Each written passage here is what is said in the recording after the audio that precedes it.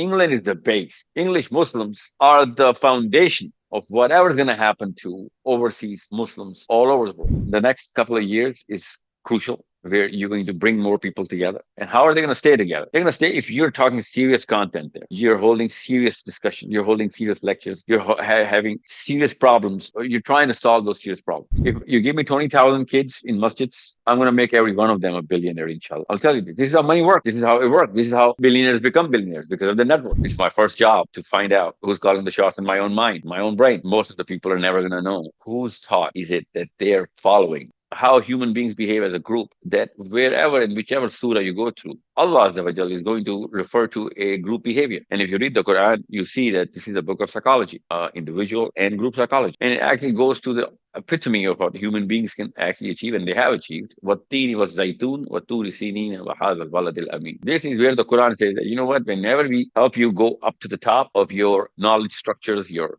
understanding of the whole system, the universe, you just throw yourselves right down on the ground. Every single time I give it to you. You do it once, you do it twice, you're going to do it every single time. 5 minutes, you're going to picture the day of judgment, what people are doing, what's happening, how people are yelling and crying. And then in hell, inside hell, what's happening inside hell? And inside Jannah, what's happening inside Jannah? And I'm telling you this right now. You did this for less than 3 months. 5 minutes every day. Talk about it every evening or whenever you meet. This is going to become a global movement that very year, inshallah. We have forgotten the day of judgment. That's why we don't show up. We have forgotten hell. That's why we don't care. We forget Jannah, and that's why we try and find it here.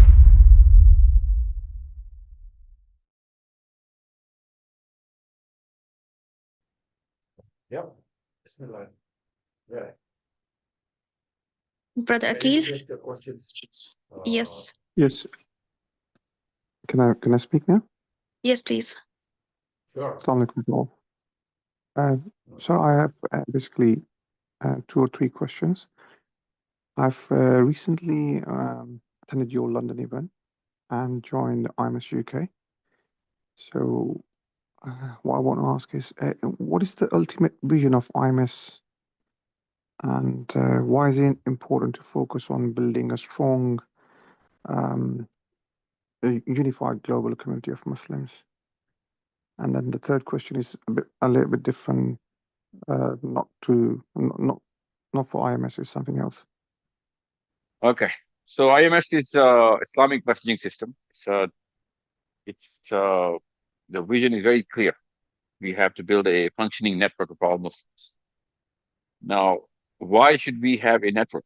Well, primarily, unless we come together, we're not going to be able to achieve anything. It doesn't really, take any kind of rocket science for me to actually present to you of why we should be all together.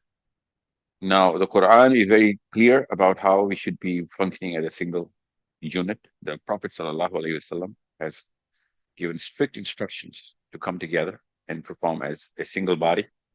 So I shouldn't be, giving you the sensical arguments of why people should come together and work, because that's built innately in every single organism that Allah Azza wa Jalla sent to this planet, and I'm sure in other planets as well. They're functioning as single units.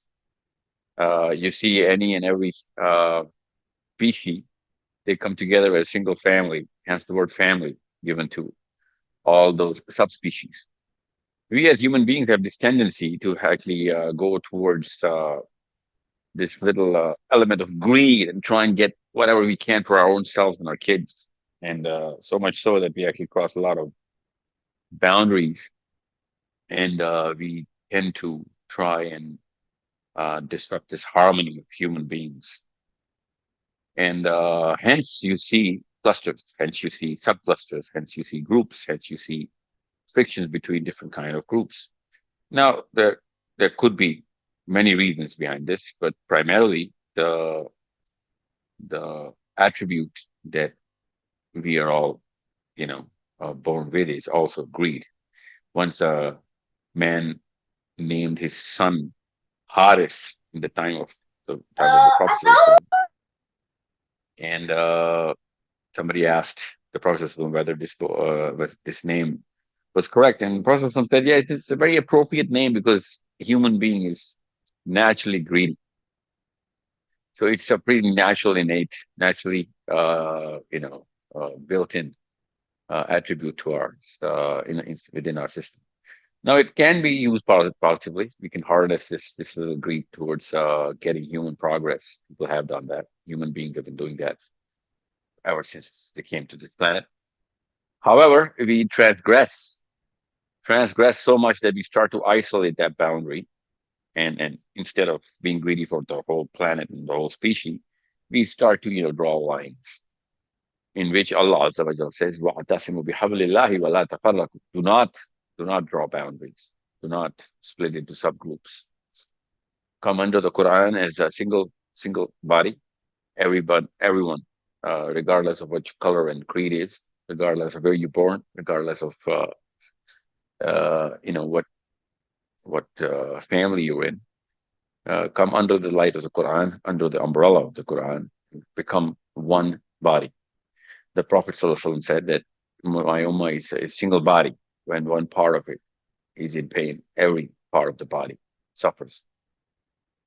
So IMF is not. I mean, we do not have any complicated, you know, multivariate, layer by layer, framework of vision statements coming together. We wanted to get everybody together. That's it's that simple.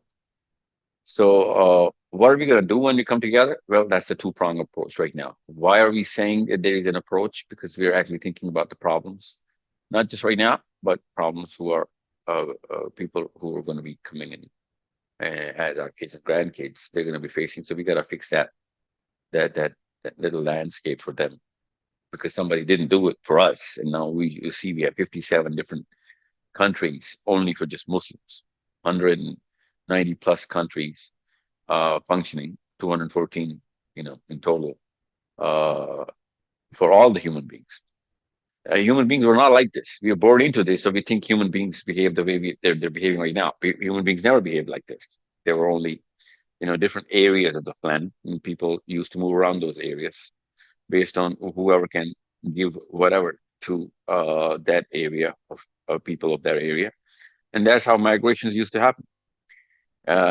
You'll be amazed as to how, different migratory trends and reasons of why people used to scatter around the planet, even in the, advanced times. I'm not talking about ancient history. So now since we were born into this little nation concept, we develop this sense of patriotism towards whatever boundary that we're born into, and we transgress the book of Allah Azza wa Jal. We transgress the boundaries by being patriot, by being a very good patriot of whatever country that we're born into. Now Muslims know anywhere you go. I mean, it's not like a new concept that I'm giving. Muslims in England, Muslims in America, Canada, they all know this word ummah. They know this word, uh, you know, uh, harmony, unity. They know it. They know it's a basic tenet of Islam. However, knowing is not enough. We know that there are so many parallel philosophies that actually pollute the Islamic thought, and Indian Muslims and Pakistani Muslims, Bengali Muslims, Afghani Muslims, Iranians. It's so much so that inside Arabia, there's so many uh, splits of the Arabian Muslims. Uh, so we know that the bigger problem is first and foremost how to get everybody together. Now, this is going to take a little bit of a toll from everyone, whoever is going to join IMS.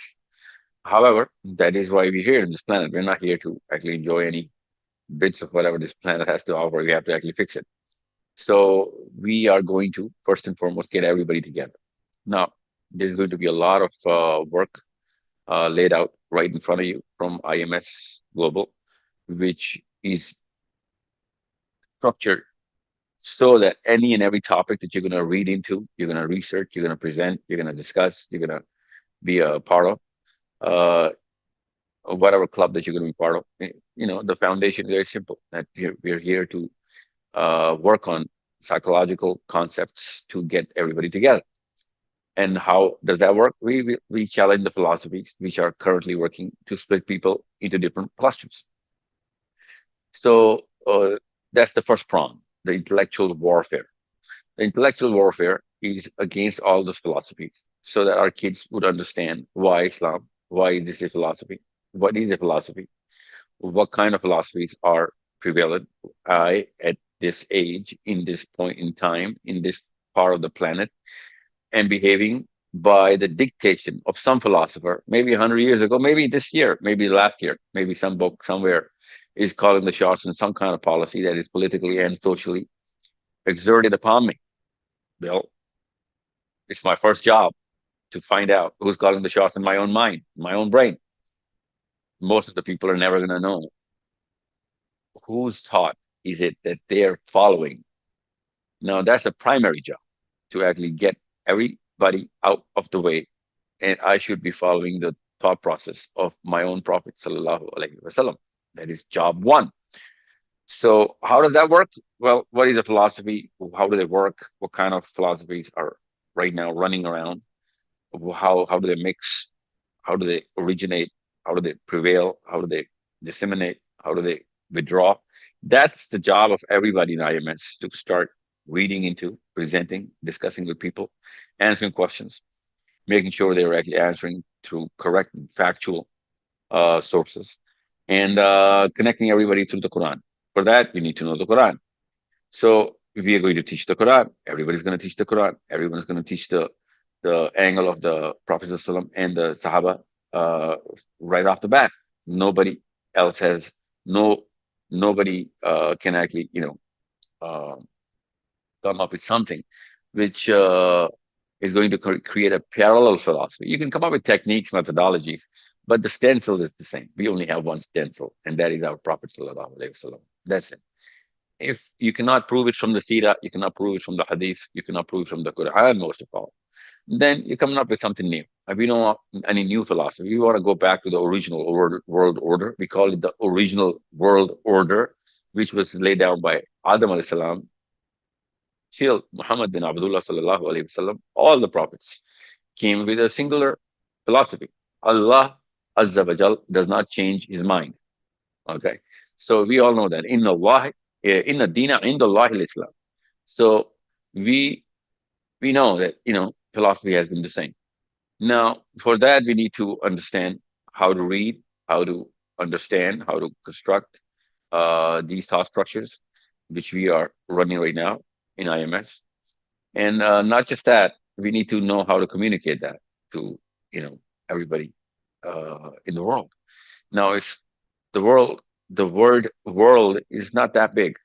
It only starts with you, your family, your kids, your friends. Just like the Sira. You find your Khadija in your own home. You find your Ali in your own home. You find your Abu Bakr close to your home. And then you start off. This is how it works. And if you're not doing it, I know we all are what we're doing. I've been around the world, literally. I've been living around the world, working around the world. So I know what people are going to go into. And they're going to go into some other philosophy, no matter whether you're in Beijing or in Manila or in Miami or in Buenos Aires or in Chile or in Alaska or in Siberia or in England. Everyone's following a uh, a singular philosophy, which was written down by a couple of philosophers who were quarreling around about in the 1840s and one in 1890s. So they're just their books are just quarreling around, and we do not know that we are under the influence of these couple of, or maybe more, depends on where you are, but primarily these two or three people. Now, uh, politically speaking, we understand how psychology works. Quran is very clear about how a single man behaves and how a group behaves.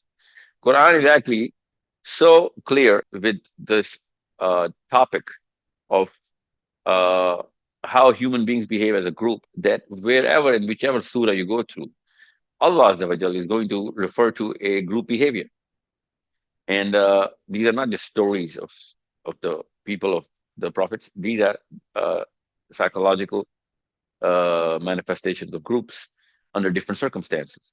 And if you read the Quran, you see that this is a book of psychology, individual and group psychology. So much so that it starts from the beginning and it actually goes to the epitome of what human beings can actually achieve and they have achieved. وَالتِّينِ وَالزَّيْتُونِ وَالطُّورِ سِينِينَ وَهَذَا الْبَلَدِ الْأَمِينَ.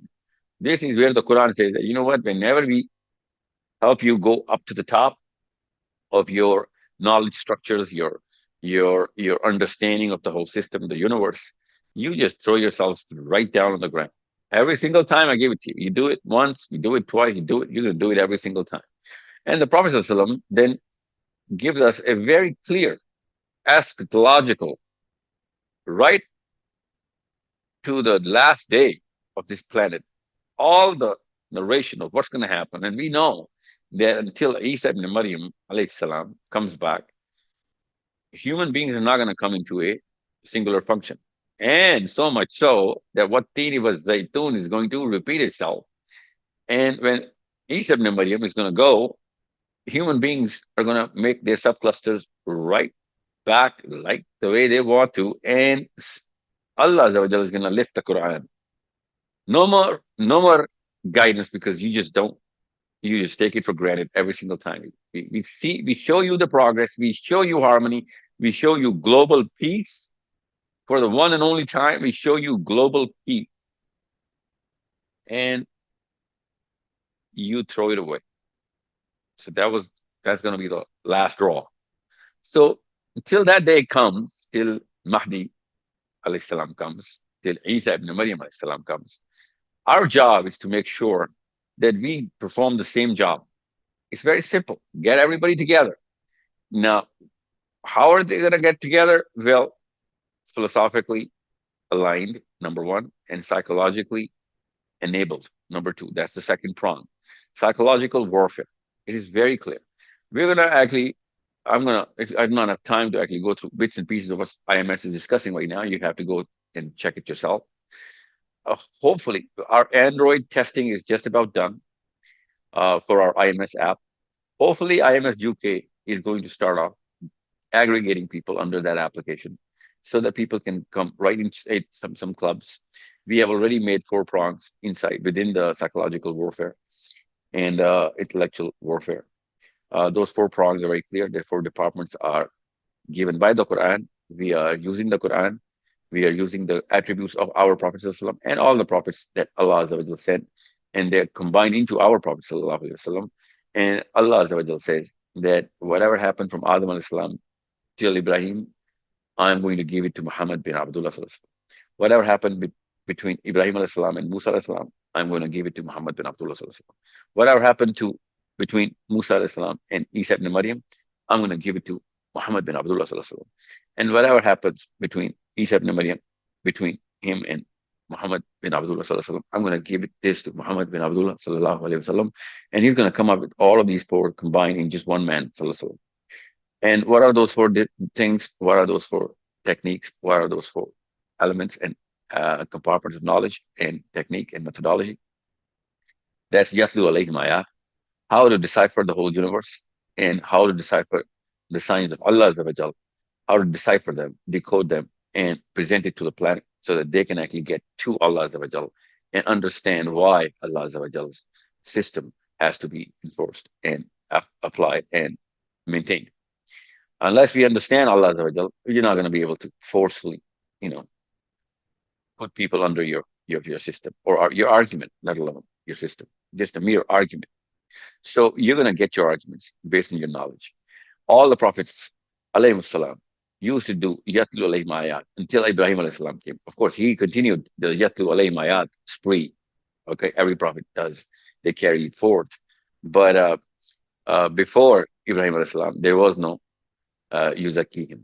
Okay, so that's the second element. Allah told the people till the day of judgment that I am sending you this man from within you, from amongst you, sallallahu alayhi wasallam, who's going to do Yatlu alayhim ayat wa yuzakihim wa yu'allimuhum al-kitab wal hikmah. So these four departments, Yatlu alayhim ayat wa yuzakihim wa yu'allimuhum al-kitab wal hikmah. These four things is what IMS is going to split into, these little fragments, so that we can actually try and put some specialization, some expertise of our people, our Muslim kids, girls and boys, inside masjids, inside their homes, inside their colleges, in their universities and schools. They should be understanding the whole structure and geometry and the working of the system. When Allah uses the word system. He called it Deen. And whenever he makes us understand the system, he uses his own attribute of Al Malik. So when you understand uh, Al Malik and in Deen, you'll find out you'll yatlu alayhim ayat and yu'allimuhum al kitab. Okay. So you need to understand the moral uplift is yuzakihim, but the political uplift is yu'allimuhum al kitab. Kitab means the law, obviously. And yatlu alayhim ayat. Ayat means the codes and the signs which we have to follow. So what are we going to do? Well, we're going to open mathematics. We're going to open physics. We're going to open biology, chemistry. We're going to open all the sciences to understand and decipher. However, we're not going to follow physics, biology, and mathematics. We're going to follow the Quran. And I'm going to give you more than 150 instances, literally 150 instances, where people, human Muslims, are working on and have worked on the last 1400 years of how the Quran actually sets precedents for all sciences which are going to follow. Obviously, as soon as we're going to find another exoplanet, or something's going to happen within the sun and the planet Earth, something's going to change, and we're going to discover a new source of energy. Something's going to happen, some meteor, something. We do not know what the other planet or some galaxy, some dwarf galaxy is going to, you know, come towards the Milky Way or within it, and something's going to change, and all of these laws of Newton and Einstein are going to render it useless. Something new is going to come up and just going to explain, which is going to explain what dark matter is, dark energy is. Something which is going to change the definitions of gravity, the workings of gravity, because we know that Allah Azza wa Jalla has given us in the Quran that this is not a 3D planet or 3D universe you're living in. Okay, you read Surah Nur, you'll find out this is way beyond what human capacity can actually comprehend. Now, we know that the Quran actually, yeah, I'll give you an example.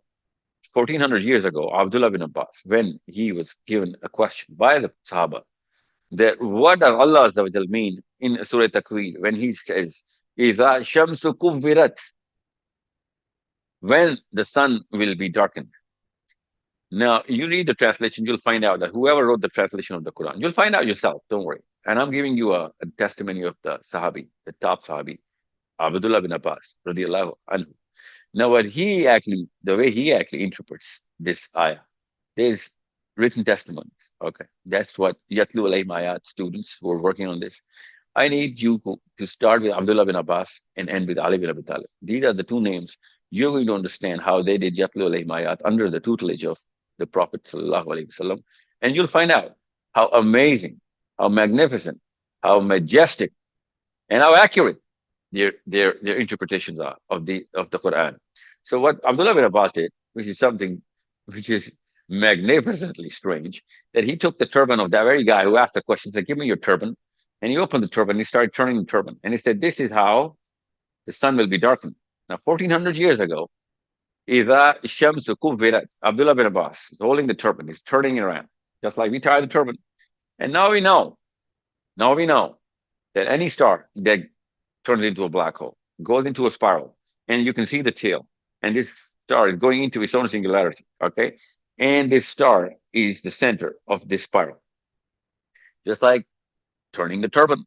Now, there is no telescope when Abdullah bin Abbas is telling us this. There is no concept of a black hole. There is no concept of singularity. There is no concept of how a star actually goes into its death. But this man, radiallahu anhu, is literally explaining not just the concept, but the way this concept actually happened inside space. My question is very simple. How did he do that? How did he do it so accurately? He's not a prophet. Okay. You need to understand. We cannot just put this little, magical wand in our minds and think that, Sahaba had this little na'udzubillah, magical powers. No, they didn't. They had knowledge. They had knowledge. You know how I know that? Because our Prophet sallallahu alaihi wasallam actually prayed for Abdullah bin Abbas. That may Allah give you the knowledge of the Quran. So much so that one day he stood on the pulpit and said, any question, I need you to ask me questions of the universe. The direct hadith. Question of the universe. And I'm going to answer you from the Quran. So he is giving you the space science, the space program right there. Ali bin Abi Talib is giving you space program. When he says, when you read Surah Qamar, you're going to find out where the water came to flood the planet Earth at the time Noah. In the time of Noah. In the time of Noah, the flood came from a galaxy far, far away. Okay. We call it Majarra. We now call it Canis Majoris. Okay. So how does that work? How does this hadith of the Miraj work? All of these signs are given us so that we can follow these codes, we can follow the clues, and try and interpret the basis of the knowledge set. Okay, I'm just getting started. Okay, so when Abdullah bin Abbas is talking about the turning of the turban, singularity of the star, the Quran is actually talking about فَلَا أُقْسِمُ بِمَوَاقِعِ النُّجُومِ. بِمَوَاقِعِ النُّجُوم means the place. Oh, I swear upon the place where the star pierces the space time.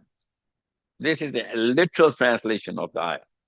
How do I know it is piercing? Because in Surah Tariq, Allah Azza wa Jal, the word Tariq, okay? The word Tariq, the root word, is how the meaning is making piercing into a way, making a path by piercing. So, how does a star pierce? Well, we know how a star pierces in space time. That is called singularity. That is a black hole. Now, I'm not trying to tell you what to follow science. I'm telling you that it is not a Muslim job to say, hey, we told you so after they do the hard work. Our job is to tell them where to go. Our job is so that whenever, whoever makes it to whatever galaxy or planet, they should be reciting the Quran. That Muslims are saying this down on our planet. Their kids were telling us this. We just didn't want to believe them because we were too biased. We were using our space technology, and now we need to follow the next horizon based on whatever their knowledge. But we you know what, we're just not giving anything. We're just waiting around for some science lab to come up with something, and we just have an "I told you so" banner that our Quran also says that. Well, why didn't we take the initiative if Quran is telling us everything and more? So I don't want you to follow physics or chemistry, biology. I want you to set precedents, take the initiative. That's what our Muslim job is. So in other words, if Muslims do not have a space program, they're not Muslims. They're not following the path of the companions of the Prophet ﷺ. They're not doing the Yatlu alayhi ayat. Coming into Yu'allimuhum al-Kitab direction. This is they can only be done. And you might have noticed I've skipped you Zakihim because Zakihim is the moral capital. If Muslims are not coming inside the masjid, Muslims are not praying, Muslims are not actually holding up the basis of the Sira, the pillars of the Quran, then I hope they do not go into knowledge because their knowledge is going to make them arrogant.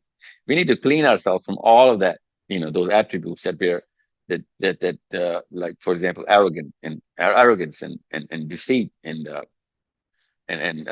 timidity, the timidness, sorry, this cowardice, this lack of consistency, this lack of resilience, this lack of trustworthiness. All of these, this is Yuzakihim. Now, I cannot lecture you into Tazkiyah. We cannot do that. We'll have to come up with training programs. I know that. We all know that. IMS is not going to be able to do the Tazkiyah by just holding group forums and clubs. There's a totally different program for that. It's called Hayya al-Falah. Okay, we're calling every Muslim in the masjid and connecting all the masjids together. That's a different program under IMS. However, what I need you to do is, and you, IMS UK, understand, I'm going to be presenting to you a lot of ideas and a lot of programs. They're going to be successful. Sometimes they're not going to be so successful. I need you to understand I'm working around this IMS concept so that you guys can get momentum. I'll have an easier way paved in front of you while you get there. But till you get there, you need to understand, you need to set the base right. And that base is these 4 compartments. Okay. Well, I'll get to Hikmah later because Hikmah is the methodology of how to operate, the modus operandi of how to make those decisions, what kind of decisions, what kind of technique to actually, get to wherever you need to be from wherever you are. Now, this is Hikmah, in my opinion, of how to actually get everybody together. Intellectual warfare, psychological warfare. That's simple. Now, what do I need for this? Well, I need your kids. I literally need your kids, especially who are 12 years of age and more. Okay. They're going to start these forums. They're going to actually jump into understanding books. They're going to put that book into some utility. And unless we start to challenge the current status quo of the education system, We're not going to be able to do that because physics today, mathematics today. While we're talking, I'm going to send you a book. Actually, right after this meeting, book. This book is written by a Muslim scholar. It's called The Ultimate Mathematics. We're teaching that in our school, in Source Code Academy. And you need to understand how Muslims, when they look at the Muslim scholars who understand mathematics, these people are, capable of winning the Fields Medal. They're so good at mathematics. But when they're going to the Quran, they find out that, you know what, the mathematics of human beings uh, is not even close to what the Quranic mathematics, the structure of the Quran is based on.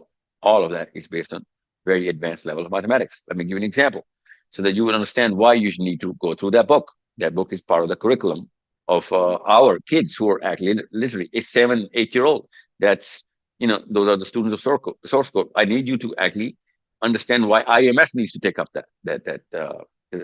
not everybody can afford source code. So we need to spread it around. And source code students are going to, inshallah, become teachers of IMS. And that's what the purpose and vision of source code is, so that students become teachers. So when you look at the history of mathematics, and you can see, and you can Google it up and find out, and whoever knows mathematics knows what I'm talking about, that we recently came up with the concept of Gaussian prime. Now, Gaussian prime is as latest as human beings' intellect has gone into mathematics. Now, after we discovered Gaussian primes, we find out that Gaussian primes is the table on which the Quran is laid out. The Quran is laid out on the Gaussian primes. So just because now I know what Gaussian prime table is, now I can know what the next huruf muqatta'at after alif lam mim is going to be, because it is going to follow the Gaussian prime table. Now, the Quran is already set on the Gaussian prime. We just came up, we just discovered it. The mathematicians just discovered it. I'm just giving you a drop out of the ocean, not even a drop out of the ocean, so that you guys can understand what kind of a treasure chest we had. And look what we did with this. Look what we did with the Quran. So unless we reach that sort of excellence, that sort of expertise and competence in the Quran and the Sirah, we won't be able to do yu'allimuhum al-kitab. Yu'allimuhum al-kitab is a natural psychological disposition. We aggregate under the system. We bow to the system of the person who's smarter than us. It is common sense. That's the working of serotonin. That's the prime chemical. Hierarchy of dominance. We're naturally going to be under the system of whoever is reaching for the stars, smarter from amongst us. So if you don't do yatlu alayhim, you're not going to be able to do yu'allimuhum al-kitab. You're not going to be able to enforce the law, because we only follow the law of the people who have higher brain power than us. That's just common sense. That's why our kids don't run away from our homes, because they know we're smarter than them, and we tell them not to run away. And as soon as they think they're smarter than us, they do run away. That's just common sense. Okay. So what we do is we take this psychology, we put that on our drawing boards. We have already done that. And we start preparing content for all of this, so that people can understand the working of how human beings behave, and they can gain knowledge, gain IQ, and start discussing with other people. And everybody comes inside the Quran. That's it. Quran is the epitome of our knowledge, epitome of our political system, epitome of our hikmah, epitome of our tazkiyah. There is no other way. So this is what IMS is. I hope everybody is very clear of what we're trying to do, why we're trying to do it, and how we're trying to do this. It is the most simple way of explaining to you guys that if you don't want to go through this, you're naturally going to go through the same things, but for some other book. You're naturally going to behave like this. Everyone naturally behaves like this. We're just telling you how they behave. The Quran is telling us how they behave. The Prophet is telling us how they behave. And the whole eschatology is telling us how we're going to behave. So we behave like this. We've been behaving like this from Adam al-Islam's firstborn till the lastborn. This is going to be the same graph. We just want to put the Quran right in the middle and make everybody behave around this, because they are going to behave the way they behave. If the Quran is not calling the shots on competence, expertise, knowledge structures, then no one's going to gain enough skill for the Quran, around the Quran, about the Quran, within the Quran. No one's going to do that.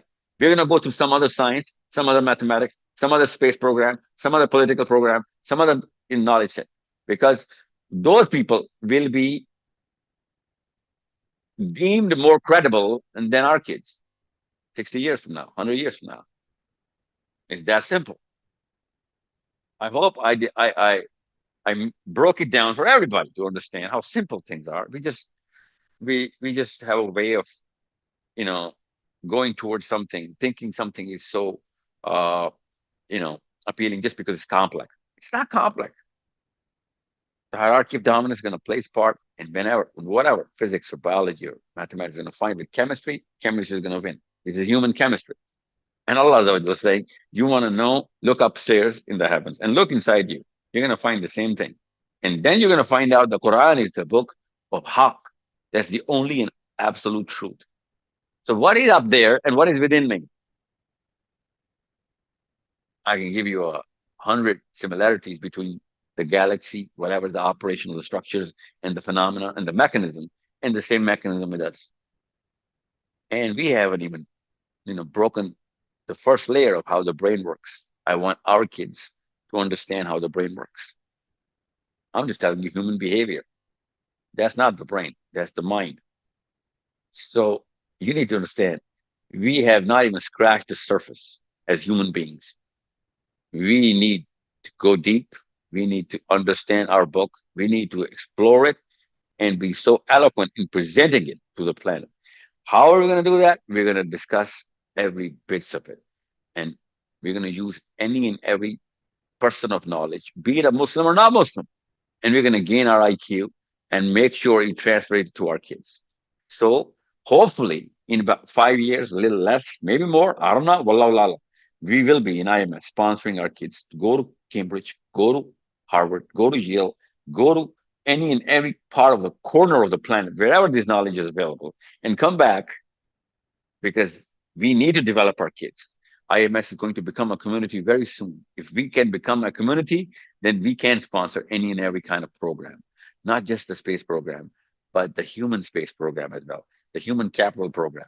So what we can actually do is start from us, my own self, my Khatija in my home, my Ali, go to my Abu Bakr, and then start moving towards the rest of the world. I hope I've clarified the vision. I hope I've given enough uh, understanding of what IMS is and what my expectation is. And this is just a plea so everybody can actually just empathize with your own kids. That's it. Nobody else, just your own kids. So that you can understand that unless we give our kids all of whatever we can, they're not going to go into the Quran. They've already started to move away from it because of whatever's happening on the internet. Everyone is so eloquent except the Muslims. Every product, every machinery, every technology, every piece of knowledge, every speaker is so eloquent except the Muslims. That's why our kids are running around trying to pose in front of us as our kids and our philosophy mates, but they're naturally going to go inside their own bedrooms, open YouTube, follow some guy who's going to seem more credible. Obviously, he's going to be way more than us because we're not opening our book. They are opening some book. Okay. So understand. I wish I could play you videos here of the smartest people in the world right now talking about the deeper problems. And I'll tell you, I swear to God, those are the problems solved by the Quran. The Quran is talking about the Sahabas used to present this to the planet. So unless we do it, I'm telling you, someone else will. And they're not going to do it for the Quran because human beings behave like this. That's that's the simple truth.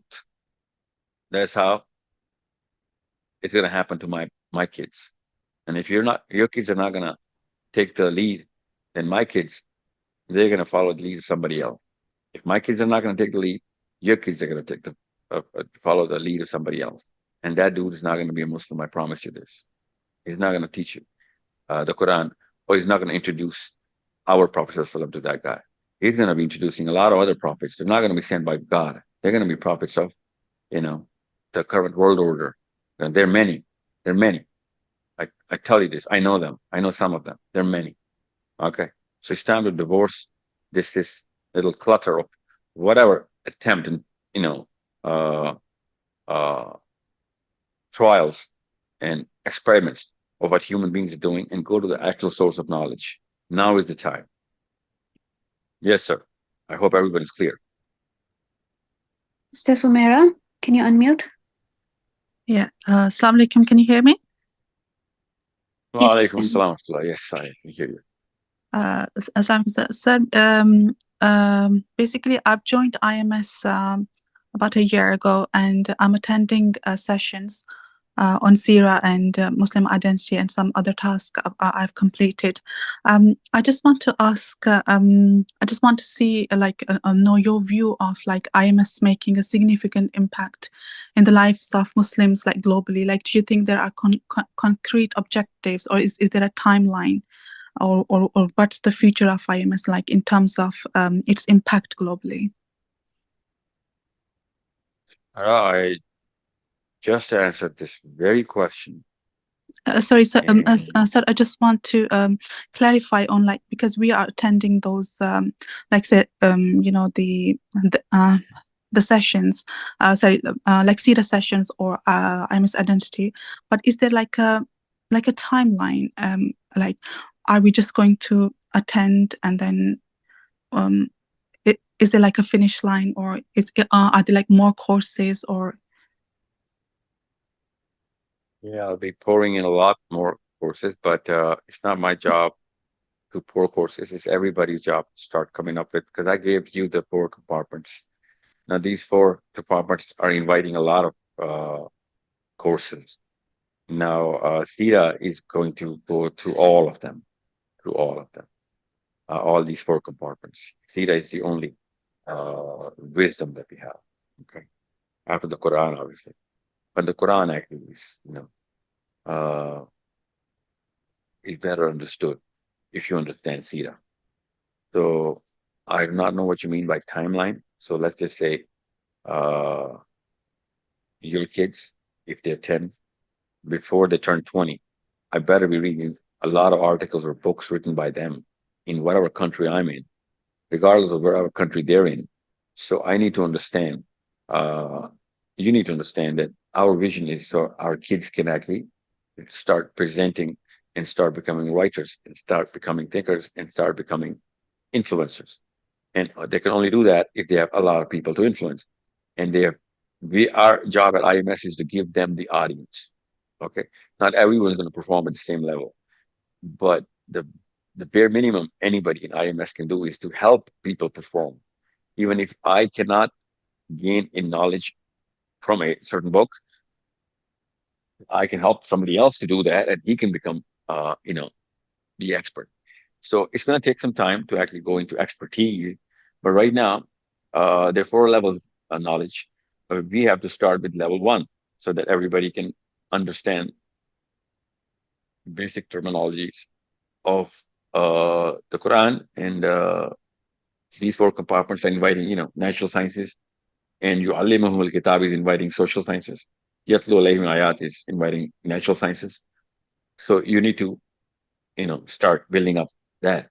So uh, let me give you an example. The Quran is the written word of Allah Azza wa Jal, and Sumera, you and I in this universe is the spoken word of Allah Azza wa Jal. So these ayahs, you and me, are also ayahs of Allah Azza wa Jal. Okay, this universe is the ayah. So Quran is the written manual of how to operate this machine, and I am the spoken manual. Okay, you are indeed this whole planet and this whole galaxy, this universe is the spoken ayah. Okay, when Allah Azza wa Jal said kun, okay, all this universe started to appear, and it became whatever it is based on the exact design of Allah Azza wa Jal. So this is what Allah Azza wa Jal is trying to tell us to understand and decode. So when we go through steps of IMS, we go through steps of knowledge, nothing else. It's going to come within a shorter period of time where you're going to start some performers somewhere. But unless we are all consistent in getting these forums together, even if they're small forums, you're not going to find any performer. Okay, so as again, let me give you an example. Harvard University or Ivy League. If Ivy League, as you can see the timeline, that as the longer an institute stays in operation with certain standards, maintaining certain standards, the more probability it is to for it to push high performing, units in the world. So in the first tenure of this Ivy League, the whole of, I'm talking about whoever has made it to the Ivy League in the last 100 years, 50 years, you'll see that, initially they didn't really produce the performers, but after they got the rhythm in, after they became a brand and everybody came together, more population became, helped the probability to produce more performers. That's exactly what IMS is going to do. That's how new human beings behave. So there are more than 100,000 people in IMS, and very few in England. We're just going to start in England, and there are a lot of people in England, by the way. I mean, I'm just giving an example. Uh, there are 3 times I've taken Uber, and all 3 times I met Pakistanis who literally told me their IMS number and their community number. So there are people in England in IMS. So, and they're really excited about it because, everybody's becoming a learner right now. That's good. That's a great job. Everyone's supposed to be a learner. Someone is going to start to present and someone is going to start to uh, take the initiative. But as a learner, you need to be not just a listener, you need to be the auditor. For that, we're going to do critical thinking courses so that you can understand how to assess the speaker, how to assess any kind of content that's going to come your way. If you do not know how to think critically, you're going to have to listen to everybody, even if it's giving you wrong knowledge. You won't be able to understand it or assess it. So you need to be a critical thinker. For that, we're going to actually do a critical thinking course. I actually started that 6 months ago, critical thinking. That's the first time I actually spoke to IMS. Obviously, I'm on tour most of the time, but someone else is going to take up critical thinking. We're going to actually get a lot of other people who are professionals. As soon as IMS comes inside the app, you'll find out I'm going to be inviting, inshallah, professional speakers. I'll be paying them. I'll pay them to teach my Muslim kids of certain expertise. That's not a problem. Alhamdulillah, that's not a problem right now. And if it is a problem right now, if I have enough people coming together, these things are not even a problem. So the next couple of years is crucial, where you're going to bring more people together. And how are they going to stay together? They're going to stay if you're talking serious content there. You're holding serious discussion. You're holding serious lectures. You're having serious problems being or you're trying to solve those serious problems. Anyone who's trying to solve this problem for my kids, for you, and I'm talking about not just in natural sciences, but in social science, which means our own system that we live in. So, for example, LGBT is quite a thing right now. It's become quite a problem for every Muslim right now. Sex ed in English and Canadian and American systems has become so much of a problem that, and this gender identity problem, that unless you understand where the solution lies, how do human beings come up with these sort of uh, um, crazies? So you're not going to be able to counter them, and that's why most Muslims are not countering any of these kind of problems politically. Forget Palestine or anything right now because we can't even handle our social problems politically, and they can only be dealt with political, you know, uh, strength. And how are we going to generate political strength? We're going to have to learn. And how are we going to use it? We're going to have to learn it. This is not a 10-year, 20-year plan. However, it's not a 2-week plan as well. Okay, it's going to take a little bit. Hamza Mujahid. Assalamu alaikum, sir. Wow, like Sir, as you know, we have started a social media initiative under IMS to spread English content related to you and our mission overall. So the purpose of when this did you start? initiative is, sorry, When did you start that? sir, 10 days ago, I met you in Middle Keynes and we discussed it. And after that, officially started 10 days ago. Are you good at what you do? Yes, sir. Are you sure? Yes, sir. Okay. Alhamdulillah. Yeah, that's It nice. was started almost, So what you do is you hear me out. sorry, sir. You hear me out, sir. Let me speak, please. Yes.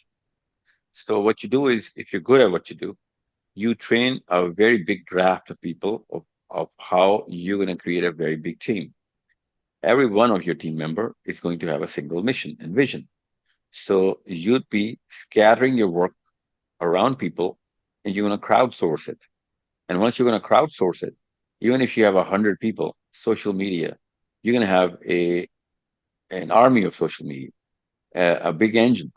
And big engine is going to perform way better than you or your couple of boys sitting in your office. So what you need is to understand, first and foremost, be honest to yourself, whether you're good at this or not. I'm assuming you are. That's why you said that. But I'm not going to just take your word for it. I'm going to have to see some numbers, right? So what you do is you get everybody to understand what you're trying to do. Present to the IMS UK that this is my plan. I'm an expert here. Try and understand why I'm telling you this and help me out here. Everyone's going to have a Twitter handle. Everyone's going to have a Facebook page. Everyone's going to have an Instagram page or all the social media handles. And you're going to actually give them different tasks and they're going to operate as your parts of the machine. Okay. Unless you crowdsource it to IMS.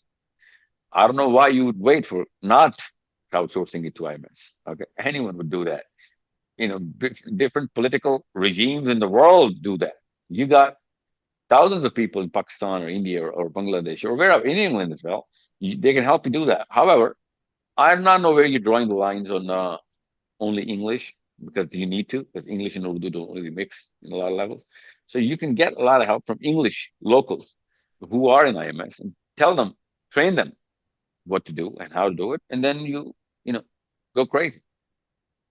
So this was what I was about to tell you. I discussed it with Dr. Sahil and they approved it, and we're officially doing it with the help of IMS volunteers.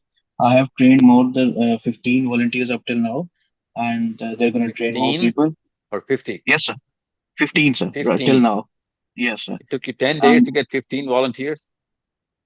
no, sir, we started editing all the videos and everything and to get the machine running. And we have people from of all ages, and not everyone has the experience. So we are training people even if they don't have any experience. No, So it is see, starting listen, the from. post-production team is obviously going to be smaller than the, the, the loaders.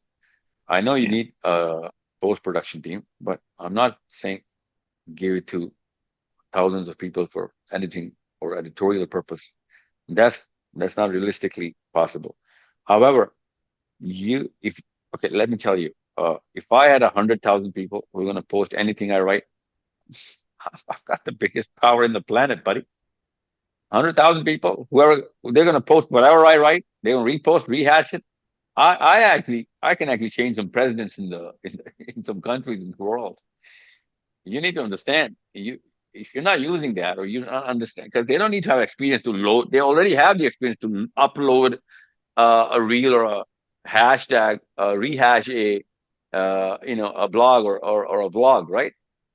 You need to have a Yeah. framework, train everybody, understand, give them the job, tell them what their job is.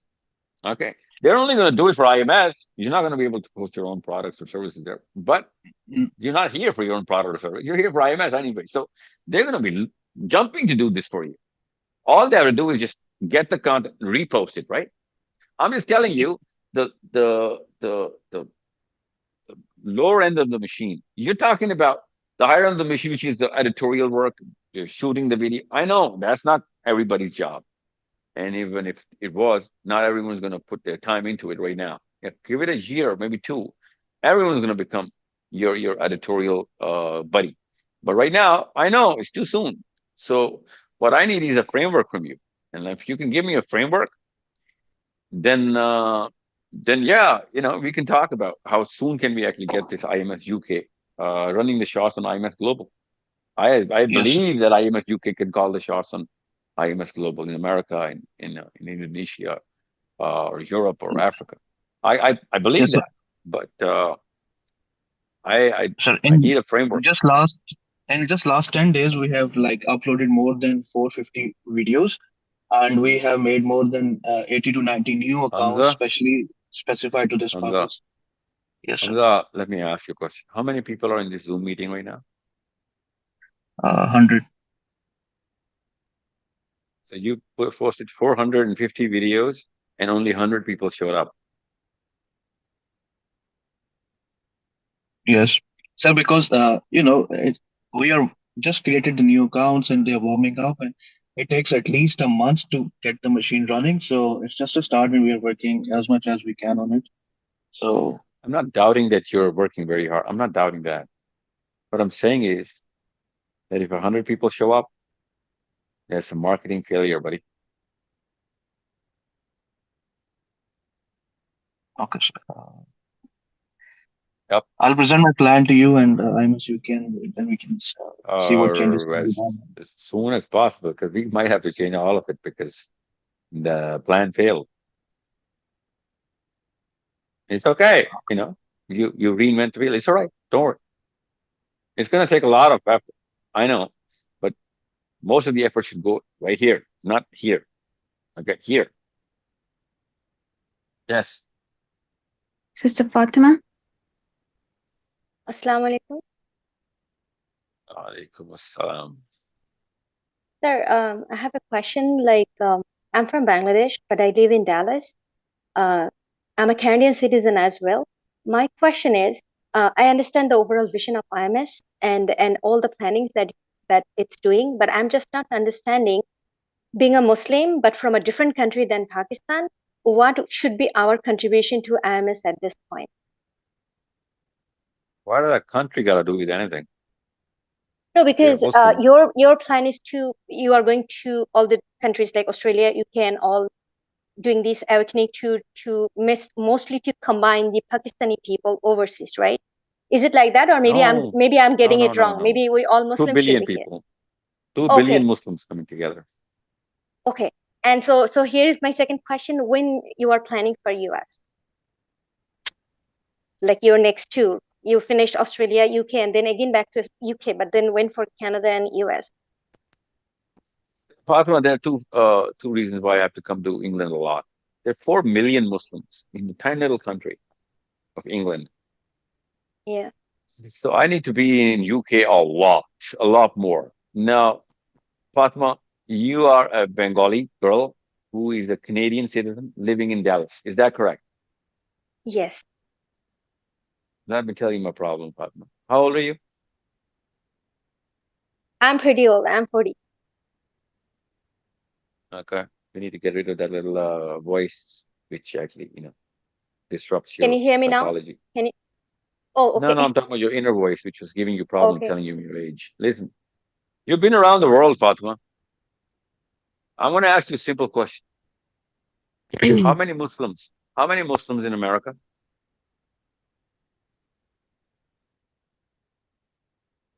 Probably around 10 million. I'm not sure, but maybe in between 5 and 10 million, or maybe less than that. Maybe in between 3 and 7. Fatima, and you don't know the answer. The best answer is, so I do not know the answer. Okay. So now the problem is that Muslims are not doing their homework, Fatima. That's the problem. Now, I'll be in America, inshallah, that you need to gather up the clusters and I'll be right there, right there. We have 27 programs already booked for America. I had only 16 booked in England and 27 in America. You need to understand, American Muslims are pretty, in the game. You know what I'm saying? Yeah. However, however, unless I comb Scandinavia and England, comb, and straighten everything out, you know, I can't just come to America because America, I know what I'm going to do for Americans, inshallah, inshallah. You know, uh, it's like coming home, it's like coming home. Uh, because I know what their demand is. They need, I mean, I'm going to ante up my game before I come to America because they need the next step. This is the base. England is the base. English Muslims are the foundation of whatever's going to happen to overseas Muslims all over the world, be it Arabian Muslims, African Muslims, South Asian Muslims, or anywhere else. So English Muslims are calling or should call the shots. However, uh, most of the initiatives which are taken by overseas Muslims are, not by English Muslims. And whoever they are, they are not natives of that country. So I need to solve that problem. It's a totally different discussion. I'm not going to take you from here to there. I'll be in America, Fatma. Answer your question simply. I'll be in what part? You're Dallas, right? You're in Dallas. Arrange a gathering good enough so that people, serious people, can come together, and I'll be in Dallas. That's not a problem. Sir, By the way, so Dallas is here I have a on question. the docket. Sir, sorry, here I have a question because you talked about a gathering to arrange. So in that case, uh, like if we if like I'm in the area where I'm right now, it's very close to the mosque where the Yasir Qadi, Sheikh Yasir Qadi is the resident scholar. So in his mosque, a lot of events happen. So if we try to arrange something over there, uh, so how I should start, like with whom I should communicate from your team? You can talk to Hassan Khilji. He's going to connect you with the Dallas Muslims who are already part of the IMS, and they're already working on arranging sessions. Don't worry. Fatima Bhatti.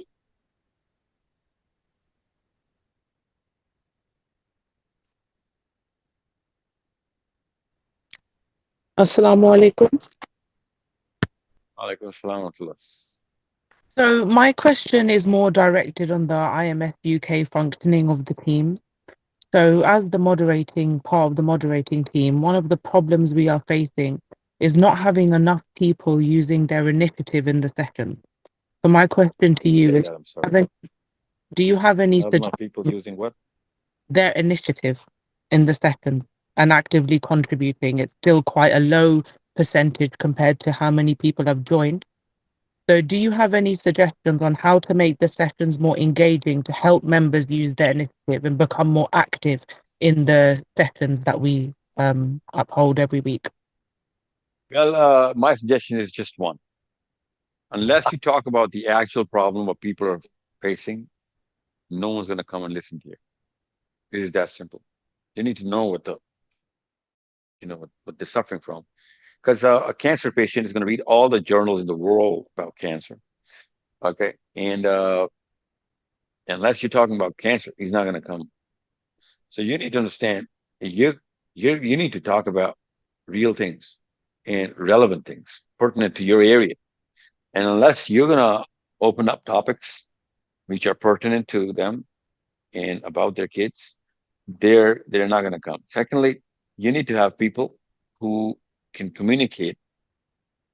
For example, I was talking to this boy that this is the topic of discussion, and because a tree falls in the forest, nothing happens, right? Because no one knows about this, and this is going to be a big loss that you are going to be having a very pertinent session, full of knowledge, giving probable solutions as well. However, no one knows about the fact that you're actually speaking next door. So even your own neighbors are not going to make it. So you need to have competent people marketing it properly.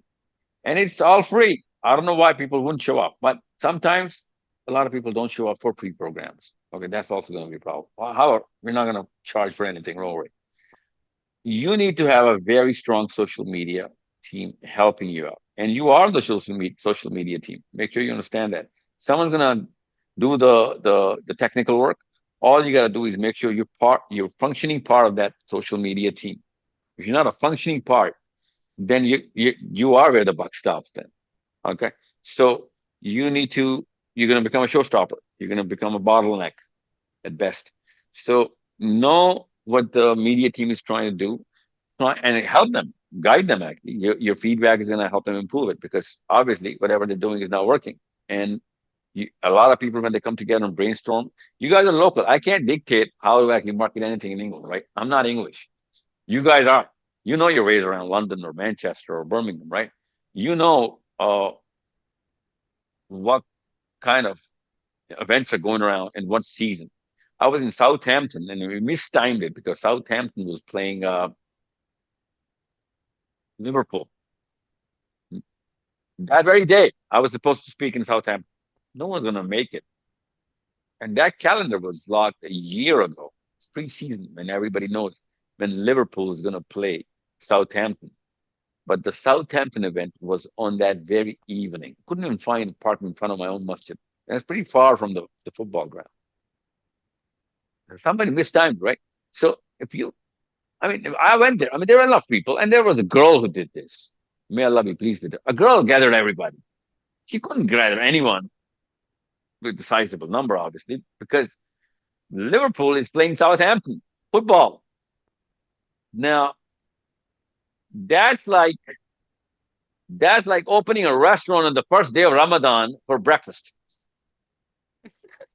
You know what I'm saying? It's like somebody who's a non-Muslim opens a restaurant in the middle of Lahore on broad daylight in the middle of the day on first of Ramadan and says, no, nobody showed up. Well, obviously no one's going to show up. He mistimed it, right? So only a local is going to understand how to get that social media machine working. Because I'm telling you, it's not. I'm going to give you an example. In Pakistan, when IMS sessions hold up, we have to shut down the doors of physical vicinities. And that's not a free program a lot of times. We have to shut them out, refund money. Okay? Because IMS team in Pakistan, by the way, another girl running that team. They know how to pull what kind of strings and where not to go, where to go, what time, where I have to do, where do I have to be at what weekday or what weekend or what part of the month is this, and so go there. What do you think? I'm the most beloved man in the country. Wherever I go, thousands of people just walk in. No, it doesn't work like this. These things work with a sense. So Fatima, you need to dictate your social media team. It's right there in this meeting that how to actually run around your city and what kind of appendages you're going to add into the framework that he's presenting. I would like to help. I would love to help, actually. But I need to see that framework before I like to try and improve it, right? Yeah. Thank you very Fatima, much. you understand what I'm saying, right? Listen, Fatima, I'm telling you, 4 million Muslims are more than anywhere in the world other than the Muslim countries, right? You know that, right, Fatima? What city are you in? I'm in London. There you go. Whoa, hold on. This is whoa, stop the show. Okay. Now, Fatima, more than anyone, okay? This sister who was in Dallas, she can't even imagine the kind of numbers running around London, Muslims, let alone, you know, Desi Muslims. Everywhere. I mean, I have a lot more stops because people are just grabbing me in London than in Islamabad. There's so many, Indian Pakistanis here. And I'm thinking, you know, if we cannot do it in London, we cannot do it in Manchester or Birmingham or give another city here, which is big enough. Milton Keynes, right? Or Leicester. Yeah, Leicester. That's the biggest Muslim, you know, uh, by population area in England, hence the world. So, Sister Fatima, you were from Dallas. You don't even want to know. This is like a country of Muslims. England is a separate country. So if we cannot run this IMS UK in numbers, pouring in, and then I don't know what to do. I do not know what to say. That means, uh, we have the right intent, right vision. We have the wrong people. That's the only way to actually understand it. You know what I'm saying, Fatma? Yes, I understand what you're saying. Yeah. So you need to dictate a few things. Okay? You need to call a little more. You be a little more directive. Don't be just a spectator here. You know what I'm saying? Yeah, I think that's probably one of my biggest mistakes that I've made since joining. I haven't taken the action on certain initiatives that I wish to take. And I think after this discussion, I will definitely be doing that. Jazakallah. Uh, and it's not a luxury. It's a necessity. I mean, that's just basic now. For IMS UK, I'll tell you this. I have been treated in England. I swear to God, I do not remember whether I'm in Pakistan or England the way I've been treated in England. You know what I'm saying? I mean, it's like I'm from Toronto. I have never been treated like this in Toronto. It's my hometown, it's like so called. And if I'm walking around London or Birmingham or Manchester, it's as if I own the place, you know? I mean, you guys are so hospitable. You guys are so cozy. You guys really want to do this, but something is not clicking. That means the whole machinery is there, but you know what? The wires are just not connected. So it's not a lot of work. Everything else is done by Allah. You know, it's not by chance that all of these 4 million Muslims are hovering around London and Manchester, for God's sake. You just need to connect the dots just a little bit. Okay, thank you very much. Thank you. Muhammad Sahil bhai, Mudassir. Assalamu alaikum. Alaikum assalam.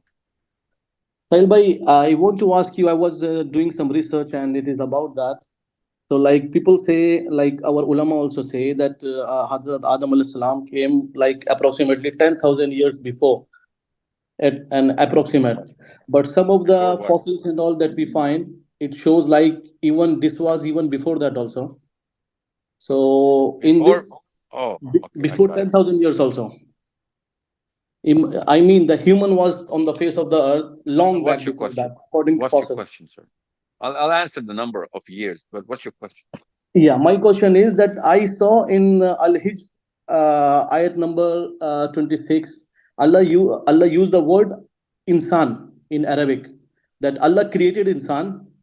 Then after two verses, Allah Ta'ala says, and Allah created, the word uses in Arabic Bashr.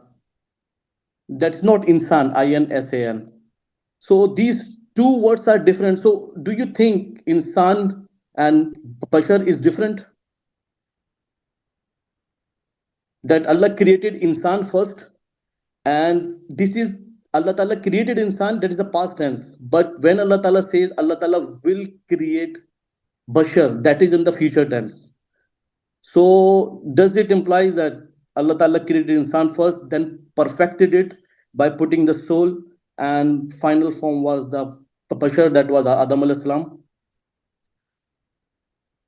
So this is my one question. Another question related to this one only is, what is the difference between the soul of humans and animals and plants and jinn, if they have soul? What is the difference between them? I know that in insan Allah Ta'ala put soul directly. And one more question related to this one only. In this same verse, Allah Ta'ala says that human is created from like sounding soil, and the core of the sound is vibration. And we know now that all the subatomic particles and atoms and all, if you go deep into it, that's type of vibration. And when you were talking about in Surah Kahf, that Allah Ta'ala put zarb on the air of the guys who were there inside the cave, there also you talk about the sound, and again the sound is vibration. So these all are linked together. So you think that the same vibration from the vibrating soil that Allah Ta'ala made the human, the same vibration Allah Ta'ala used, the same type of vibration Allah Ta'ala used in Surah Kahf also, when we talk about the zarb on the people who were sleeping there? So this is how I was able to put in front of you. So I want your view on this, all in all this. Tell me when you're done, sir. Should I start the answer? Yeah. Please go ahead. Okay. First of all, in your first question, there's an underlying assumption that Adam alayhi salam was made on this planet. He was not. Okay. For him to be picked out of or perfected out of the rest of the species, he would have to be on this planet. Okay. But he was not made on Okay. this planet. Okay. Otherwise, if I was to take your assumption, I'd have to make Adam alayhi salam from whatever species he was perfected out of, and then send him up into heavens, and then bring him back after he ate from the tree. Okay, that round trip has Okay. that's a very extraordinary leap, because Allah Azza wa Jal did not tell in the Quran that He picked Adam from planet Earth to heaven and then told him to go back. No, no, Okay. no. I'm not telling that. No, I'm not saying you're saying that. I'm saying there's an underlying assumption. Okay, okay. Okay. And that assumption is wrong. Now, what the number of years is could be 200,000 years ago that Adam and Islam came in. There's no way to find out how many years. Now, I'll tell you why I think it's way more than that, is because when we find the Sumerians were human beings. We find Mesopotamia, of course. When we find the Mayans, pretty old. We find the Asian Pacific, pretty old. Unless we look into the Easter Island, you know, monoliths and whatever structure that they have, we cannot find a time of the pre-human battle between the jinns and the angels. However, for the younger Dryas, that's 13,000 years ago, we can tell, and that could be one of them, because every 10,000 years, the glaciation happens. We're in the middle of the glaciation period, right? It's the two glaciations. So 13,000 years ago, the younger Dryas. Now that could be one of the warnings to Nuh alayhi salam that the water is about to come in. Could be. I do not know. I'm not saying it is. But the current dating in archaeology is way more than 10,000 years, actually way more than 20,000 years ago. Okay. I'll tell you something. Way more than 50,000 years ago. We're in America right now in America. And I'm not dating them, they are. So where are those civilizations from? And that's not Bashar or Insan. I'm talking about a very smart set of people, okay? Very smart set of people. We're doing space programs, by the way. They're doing space programs, okay? So they're under some prophet, alayhi salam. And that's maybe Idris, maybe Nuh, maybe, who knows? I cannot pick out a prophet, right? Because everybody advanced to something. In the Quran, it says, they've advanced to way more than you are right now, or wherever you are. In the Quran, we know the advancement of the civilizations. So I'm going to give an example. The pyramids. Okay, about, let's just say 20 odd thousand years ago, pyramids. And I'm aware of why they're saying 2,500 years ago. And they're wrong. But let's just assume even they're right. The pyramids uh, around the planet stop being built suddenly. In other words, in one day, everybody stopped making the pyramids around the world. So Allah's wrath comes in, people get destroyed because of whatever they were doing with the technology. Now we know what they were doing, transgressing. In Surah Ghafir, Allah says, you have the force, use it. Come up to the heavens, and you'll find who is the Sultan. Allah is saying, not saying that you're not going to be able to come up. Allah says, use the force, come up, I'll show you who the king is. Okay. Now, we do not know what happened thousands and thousands of years ago to the civilization, but we know that something happened because now we've dug them up. So Adam and Islam is not 8,000 years ago. That's the Bible, my friend. That's not the Quran. The Bible. And that's not the Old Testament, the New Testament. Now that's the Bible you taught 8,000 years ago, maybe 10. Some say 10, some say 8. Muslims never, ever put a word on paper about when Adam and Islam, how many years ago Adam and Islam came down. Okay. But they do say came down. To all of you, go down. All means 2 plus more is 3, right? 3. Adam al-Islam, Hawa al-Islam, and Iblis. Go down from this Aden, this heaven that I've actually put you in. Okay. So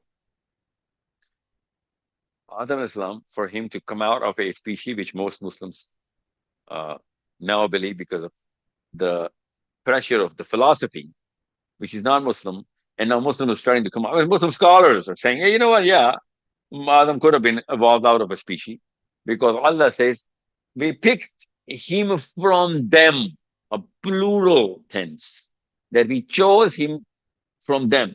That does not really mean from, the Neanderthals and the pre-Adam evolution based, chimps and monkeys and whatever. No, no, no. That's not what Allah is saying. Allah could easily say, we picked it from the jinns and the angels and this human. We picked him from all the creations. That's the plural tense. That's so easy to interpret. I don't know why we have to create a lot of chimpanzees before Adam alayhi salam and say, that's what Allah is saying. We picked him from them. Okay? Because if he was different from the chimpanzees, according to them, according to evolutionary, scientists, then he does not qualify to be a part of them because he's different, and hence he's not a na'udhu chimpanzee. He's a human being. Allah Azza wa Jal is going to use the same tense to pick a human being from the chimpanzees or human being from the angels or the jinns. Same word in Arabic. I don't know why we have to, introduce the chimps here. Because, Adam al-Islam is absolutely different. Absolutely different. According to the evolutionary biologists. The human being is there's a very slight difference, but it's such a big difference that a human being cannot be called a monkey from whatever angle that you're reading about, biology. We're not monkeys. I'm sorry. Now, even if I did come from a monkey, but I changed into a human being, 20 monkeys in the same room and me, they're not going to be like, hey, there are 20 odd monkeys there. No, there are 20 monkeys and a man. You know what I'm saying? So Adam al-Islam cannot be picked from a pre-Adam type species. No. Adam al-Islam can only be picked from either human beings, okay, or all the creation to have this qualification of the word them. Okay, this pronoun them is used in the ayah of the Quran. So, just to close the suture up this argument, the 20 cats, in a room and a sheep. You're not going to say, hey, you know what? Pick out a sheep from them. Well, that would mean, there are more than a sheep there. There's either a cat. You pick out either a sheep or a cat. You're not going to say there's sheep in the room. No, there's just one sheep and 20 cats. Sorry, that's the correct way of actually understanding this. But if there are 21 cats, you can say, yeah, there are cats in the room. But even if there's a single sheep and 200 cats, you cannot say there are cats in the room. No, there are cats and a sheep. Okay? So this is how semantics work. And this is just basic. Your next question about sound. Yeah, there's a lot of correlations you can make about different ayahs and sound. That's a very long discussion. Go through Surah Kaf, go through sound, go through levitation, go through understanding Dawud alayhi salam. Dawud alayhi salam is the prophet who was given the gift of sound, and he was playing with the whole thing, and he would understand how to mantle and dismantle matter based on sound. Go through that. There's so much in the Quran about this. I forget your second question. So it's taking the whole session away from the IMS thing. So I'm trying to give you short answers. Yes.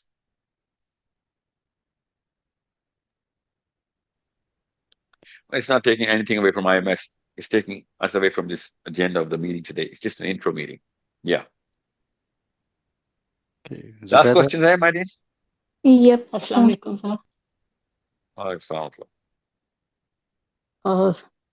Sir आपसे बात करने की opportunity तो मिलती नहीं है, तो इसलिए मैं आपको सबसे पहले तो मेंशन कर दूं कि मैंने आपको ईमेल की हुई है एक सोर्स कोड पे। कुछ दिन गुजर गए हैं, तो आप प्लीज चेक कर लीजिएगा। अर्जेंट नहीं है लेकिन इम्पोर्टेंट है। और आईएमएस के बारे में बात कर लेते हैं कि मैंने ज्वाइन की हुई थी स्टार्ट में आईएमएस यूके जो है। वैसे मैं आईएमएस पाकिस्तान में हूँ, तो यहाँ जो मुझे अभी जो आप लोग sorry No, nobody said anything. Go on, please. जी अभी जो आप लोग डिस्कस कर रहे थे ना कि लोग जो हैं वो इन्वॉल्व नहीं हो रहे हैं, जो मैंने कुछ दिन उसमें रह के देखा है ना, और मैं आपके ग्लासगो वाले सेशन में भी मेरा जाना हुआ था, वहाँ पे बात हुई थी मेरी जो वहाँ की थी खवातीन, तो वहाँ वो लोग भी यही बात कह रही थी, जो कि मेरा ख्याल था कि मतलब she actually said it like that कि they don't need anyone, they are self-sufficient. The IMS UK people are self-sufficient. They don't need anyone. तो आम लोगों को मैंने ये देखा कि इन्वॉल्व करने की कोशिश सच नहीं की गई। मैंने मेंशन किया भी था कि लैंग्वेज बैरियर भी है, क्योंकि अगर आप देखें तो पाकिस्तान में तो 20s और 30s वाले लोग हैं ज़्यादातर आईएमएस में, लेकिन आईएमएस यूके में आपने देखा होगा सेशन में भी ज़्यादातर 30s 40s 50s ये लोग ज़्यादा हैं। और जो मैंने देखा यहाँ पर, जैसे कि हमारा इलाका है बोल्टन, यहाँ पर काफी तो आबादी ऐसी है, काफी लोग तो ऐसे हैं जो कि यूरोप से बिल्कुल आए हुए, उन्हें टाइम ही ज्यादा नहीं हुआ। तो लैंग्वेज बैरियर मैंने देखा कि IMS यूके पे है, कि मुस्तकिल एक ही वो चल रहा होता है। अब ये अलग बात है कि आप लोगों का मकसद ही यही हो कि इंग्लिश कंटेंट बनाना है और इंग्लिश स्पीकिंग लोगों को, क्योंकि बच्चे ज्यादातर इंग्लिश बोलते हैं, तो उनको अप्रोच करना है, तो वो और बात है। लेकिन ये कि यही, इसी में मेरा ये भी क्वेश्चन है कि क्या बच्चों, सिर्फ बच्चों पर काम करना जो है वो काफी रहेगा, या ग्रास रूट लेवल पे यानी पेरेंट्स को इन्वॉल्व करना भी ज्यादा जरूरी है? जैसे मैं तजवीद पढ़ाती हूँ, मेरे पास बच्चे हैं 10-12 जैसे, उनमें माशाल्लाह मैं देखती हूँ कि बहुत टैलेंट है, और बहुत बहुत जैसे उनको सिखाओ जो चीज, सीरा सिखाओ या जो भी सिखाओ, या थिंकिंग पे उनको करो प्रॉम्प्ट, तो बहुत अच्छी आगे से आता है रिस्पॉन्स। छोटे बच्चे हैं 12 साल से नीचे। लेकिन ये कि उनका, उनके पेरेंट्स जो है वो तो वही सोच, वही वो सब कुछ है, तो वो उन बच्चों को क्या आगे जाने देंगे? और फिर मुझे लगता है कि इनको, इनके ऊपर सिर्फ काम करने का कोई फायदा नहीं है जब तक कि पेरेंट्स को इन्वॉल्व ना किया जाए। जैसे आपका जो मस्टर्स वाला प्रोजेक्ट है उसमें भी सिर्फ बच्चे इन्वॉल्व हैं, तो क्या वहां पे भी कोई ऐसा आप कर रहे हैं, और यहाँ IMS पे भी, कि जो पेरेंट्स हैं उन बच्चों के, उनको किस तरह ट्रेन किया जाएगा?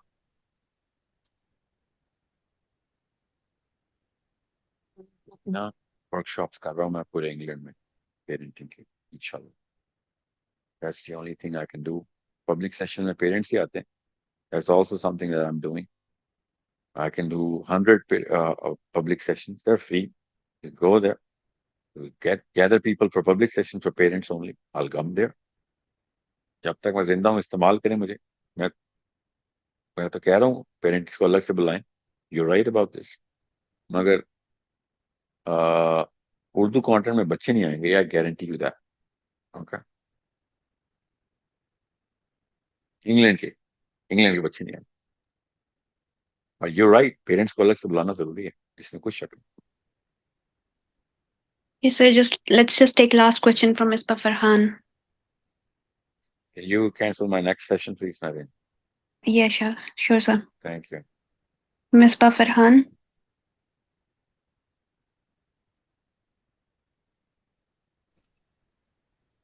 Anybody?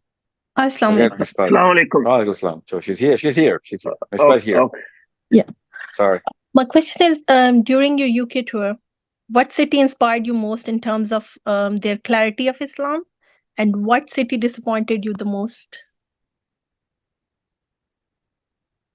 Nobody disappointed me because I didn't hold a, an argumentative session to actually understand what is.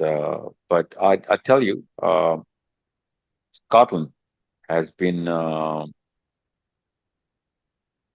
quite a confidence builder. Okay, Mhm. especially the masjid communities there and people.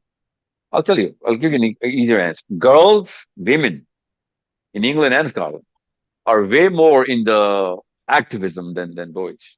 That's very ironic. Amazing. I mean, I love it, but there are always more boys outside. And, there should be a lot more activity there. But Scotland has been a lot more invigorating in terms of. Last time I went to Scotland as well, people had their guns out. They were just shooting questions, and they were not just asking for the sake of asking. They were putting me on the spot, which is awesome. In England, uh, my first event in London was a game changer for me. That's where I got all the confidence from. That was in Rumsfield. I don't Mayfield. know what the name. Mayfair Bluefield. Avenue. No, the place is called Rumsfield or Rumford. Romford. It's called Chapel Rumford. Heath. Rumford. Yeah. Yeah. So that was a game changer for me. Everything else was downhill from there. It was so easy after that. Uh, Manchester session was amazing. Uh, and I'm not talking about more people showing up. Obviously, different cities have different kind of populations. Obviously, London's going to have more people, and Manchester is going to have more people. But I'm talking about the way people were interacting, the way they had. I mean, the intent and the energy, and it combines. You can see the whole phenomena right there. And London actually changed the game for me. And I have not been disappointed by. Uh, I mean, I don't look for uh, assessing people. It's not my job, nor is it my place. So, but I'll tell you this right now: Pakistan and England, girls versus girls, apple to apple comparison. Girls are way more abreast of what's going on. Obviously, the English interface is global. In Pakistan, women are not aware of what's going on around the world. So it's very refreshing to know that, even if you're not performing right now, nobody is in the world, but you know where the fractures are, at least some of it. And boys in England are somehow, I don't know, it's just my opinion. Men in England are a lot more Pakistani inside Pakistan than people in Pakistan. It's not something I expect, but I don't know why they haven't left. They haven't taken off. Pakistan needs the English Muslim. Bangladesh needs the English Bengali. Pakistan needs the English Pakistani because of the exposure and the acumen. It's not just the pound or the dollar. I'm telling you, it is your IQ that we need. We're gonna combine together. Money is not gonna be a problem. Okay, I'll tell you this right now. This is how money works. People who've read economics, you should understand what I'm talking about. People who know statistics should know. If you give me 20,000 kids in masjids, I'm going to make every one of them a billionaire, inshallah. I'll tell you this. This is how money works. It's like there's a formula for it. It works out. This is how it works. This is how billionaires become billionaires because of the networks. So your kids are not going to be requiring jobs and, all of those cracks of just wasting their time and not going into books because, they need to make the money. They need to feed their family. But if they have a strong network, it doesn't take a rocket scientist to know what I'm talking about. If you give me 20,000 kids around the world, in 5 years, all of them are millionaires, if not billionaires, right? Right off the bat. Okay. But if you give me 200, 2 million people only in Pakistan, I cannot turn them into, I cannot turn the money chain because Pakistan does not have the equity. We're talking about global Muslims, and we can actually pump a lot of money, and we should. Obviously, that's the case study, right? We should be pumping a lot of money in the Pakistani system so that we can call the shots. We should be calling the shots on who's going to run the system in Pakistan. That's the job. That's the core mission of IMS. It's the first of many goals. That the power corridors should be run by Muslims overseas. Which, by the way, they are, but they're not just. There are overseas people who are running Pakistan. They're just not Muslims. They are run by English overseas. Who's going to become the chief of the army staff? Who's going to become the prime minister or the president? Who's going to become the next and the next? It's all run by 10 Downing Street. They're just not Muslim kids are doing it. I just want our Muslim kids to do it. Okay. That's the job. So lobbies do that. Blockchains do that. People who come together, they do that. I just want our kids to come together and do that and more. Okay. In theory, if we have about 20,000 kids in masjids and they're learning how to become a single member of a single community, in less than 10 years, you'll not just be picking up presidents and power houses. You'll be making them. Literally. You'll be setting presidents through your kids will be writing foreign policies, inshallah. I'm telling you, this is how it works. There are less than 1,000 Jews who've made the lobby. Everything else is run by their helping companies. This world is not run by countries. This world is run by companies. So whoever has the lobby, call the shots on the companies. Whoever calls the shots on the lobbies, call the shots on who's going to make it to the president. So this is how it works. And it's not a 200-year plan. Okay. It's a 30-year plan. 30-year means one generation. 7-year-old would become a 37-year-old. He's naturally going to prosper in his career. If he does it alone, he's going to have odd jobs to do that. He's going to make it, regardless of whether he has a network or not, but he's going to make it on his own. But if he has a network, he's got a whole community backing him up. He's going to do it in less than 10 years. He's going to have everybody. He's going to have everybody prospering from his career. Right now, the exact cycle is run in the exact opposite direction. Cycle is the same, running in the opposite direction. So everyone's trying to make it. Some people do, but no one makes it for the community, and hence nobody prospers. Only my wife and my kids are going to prosper from my career. That's how petty we've become. That is as petty as it gets, by the way. By the way, just to a word to the wise to all Pakistanis, non-Muslims and Muslims combined have come together many a times in the past. Pakistanis have never come together. Word to the wise. Okay. Yes, sir. Last question. Assalamu alaikum. No, alaikum salam. Assalamu alaikum. Sir, I am Maz. I work on research, Alama Iqbal, and many things I have read about you as well. Uh, I wanted to ask, I mean, there are so much, I'm one of the very extreme few researchers in Pakistan who believe in real research. And there are, all of our academic institutions are suffering from power politics, are suffering from power abuse, bullying. All the vice chancellors, we see they are worshipping money and status in Pakistan. And we also see in mosques on religious identities. I mean, there are elements of arrogance and jealousy. The question I want to ask, that all this work is so great, how can we? I recently also had a discussion with Professor Norman Finkelstein, and he talked about how can we transfer into activism, and you just mentioned about this, into activism.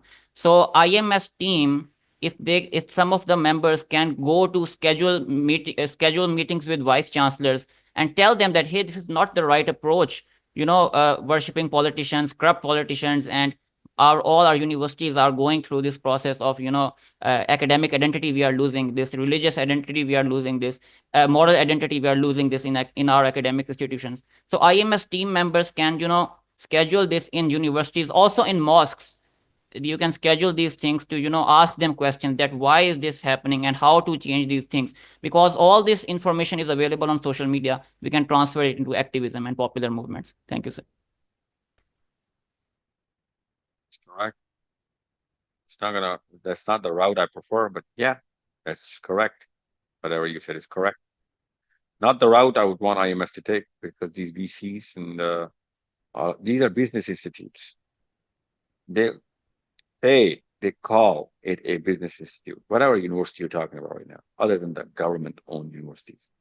So whatever government university, wherever we can actually route IMS members to hold debates and call out, real movements, it's going to happen from the campuses. And unless we activate the campuses of universities, schools are not going to follow. And uh, this is probably the most, well, it's the most probable venue for activism. You're young, you're studying, you're under the influence of real books and real, real people are there. It's not on social media. People are there. So it can easily be done. They're already making clusters. They just make clusters for other reasons. But you can see on campuses, you can see real clusters. But they just don't come around Islam or the Quran or a single purpose. They're always scattered around, fragmented into different things, mostly political. But some PTI people are going to do that. Some Jamiat people are going. You can see it so many times. The whole country was run because of the campuses for the last 70 years. They just had to dismantle it in the times of Musharraf. Before that, university campuses were calling the shots on what's going to happen in the next 5 years. Now they don't. So IMS can take over and fill that void and make people understand. But we're not in that number right now. We need to have those numbers. And it only comes when everybody brings in a couple of more people in the same meeting, in the same cluster, and makes them understand what the vision is. And it becomes a political movement. That's how simple it is. I'm telling you, I know a number. I know statistics. I know the law of induction. It's just basic. Okay. I know that number. As soon as I see that number on the IMS app, I'm going to start on different kind of module in that machine for the yu'allimuhum al-kitab. Right now, I don't even have, half of that number right now. And I don't even know what that number is going to translate into when the app is going to be launched and people are going to latch onto that app. That's when the real number is going to come in. And that's when we're going to run real programs there, right? And it's been a year and maybe more that I've been waiting for that app.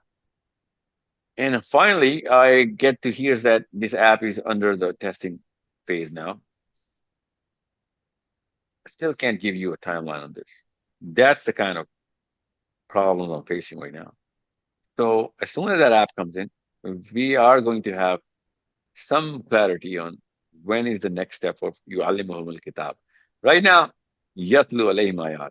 Produce as many researches as we can on these sort of things, on this category.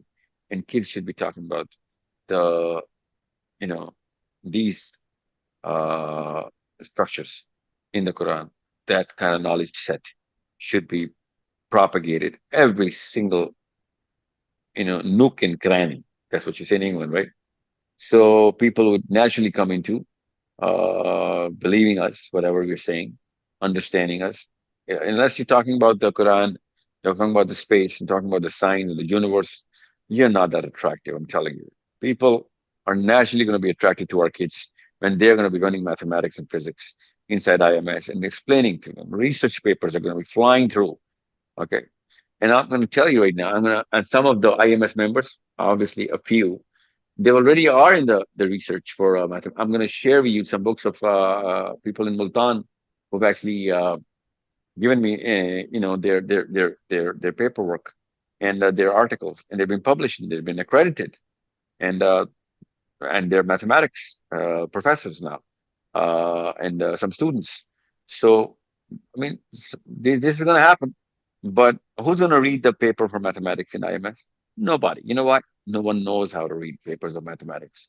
So we need to train people into that.